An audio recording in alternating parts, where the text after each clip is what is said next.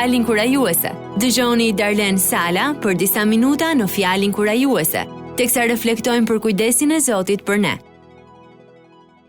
Shërbesa Gjaketa për Jezusin është një shërbes shumë praktike.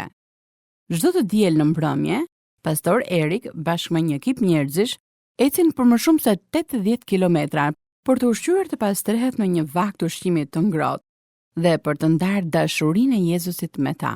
E për shumë nga ta, kjo mund të jetë e vetmja dhuratë dashurie që kanë marrë ndonjëherë. Dhe po, shumë ftohtë, u jepet edhe nga një xhaketë e ngrohtë e përdorur.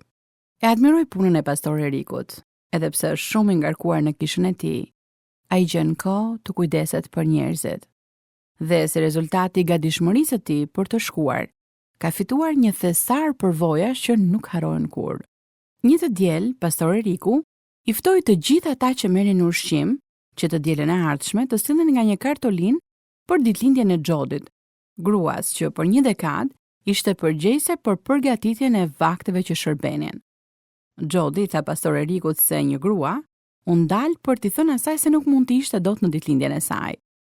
Por duke gërmuar në sendet e saj personale, gruaja e pastre nxori 3 kartë monedha të zhubravitura dhe dha Xhodit, duke i thënë se ishte gjithçka që kishte, por ishte një dhuratë nga zemra.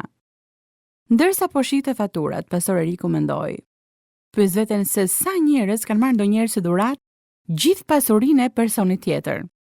Një vakt dhe koha së bashku me një shoqe e bën atë të mos hezitonte të jepte gjithçka që kishte në shenjë falënderimi. Bibla na paralajmëron: dashuria për para është rrënja e çdo ligësie. Por pastor Eriku thot: Perëndia e bën gjithçka për mirë. Javën e kaluar ai shndroi $3 në një dhuratë të paçmuar ditëlindje, që nuk duhen harruar kurrë. Secili nga ne miqtë e mi, kemi mundësinë t'i japim. Jep sot me një zemër falënderuese.